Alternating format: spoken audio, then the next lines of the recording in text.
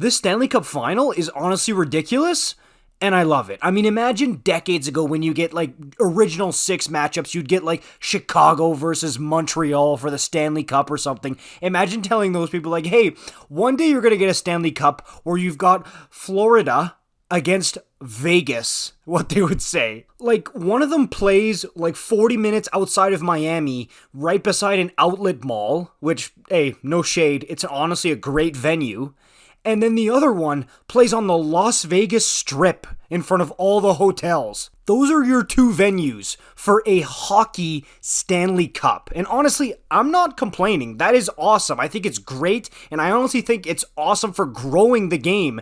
And they're 2 venues that are going to provide top-notch entertainment value, and it's going to be juicy, man. Sink your teeth into this one. But yeah, I'm just picturing like my grandparents and my great-grandparents watching Cup finals and hearing one day that there's going to be a Las Vegas and Florida Stanley Cup final. It's just awesome stuff. That's not even getting into the 2 teams, which I'm hearing some people say that this is going to be a boring Cup final or it's not going to be worth watching. I don't know what planet those people on. This is going to be an incredible matchup. Make no mistake about it, this is going to be fun hockey. And this is the part of the video where I rattle off some juicy, interesting storylines for you, but let me tell you, how much time you got? Okay, you got the American-born superstars going head-to-head in Jack Eichel and Matthew Tkachuk. Might even be a battle for the Conn Smythe. You've got Stone versus Barkov, which is 2 of the best defensive-minded forwards in the league who can still put up a ton of points. I know Stone's a winger and Barkov's a center, but still, both of them are absolutely elite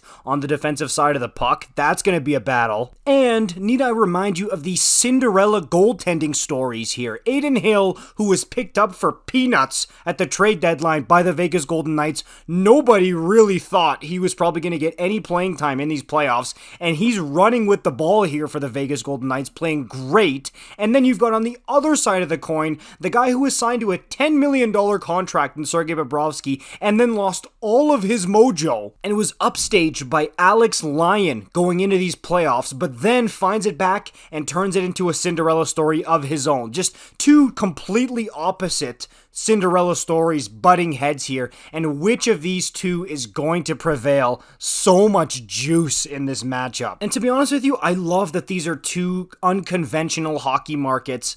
This is awesome for both of them and for us as hockey fans. I mean, look, I would love to see 2 really die-hard hockey fan Canadian markets go at it, like a Toronto-Edmonton Stanley Cup final, don't get me wrong, but something like this has a ton of attractiveness and allure to it in its own right. And to cap it all off, and this is the part that I love the most, is that neither of these franchises have ever won a Stanley Cup. The 2 matchups that I love to see the most is 2 teams who have never won a Stanley Cup or 2 competing dynasties, and I love that this gives one of those to us. And look, I'm fully aware that that's just the tip of the iceberg for all the interesting storylines coming from this Cup final.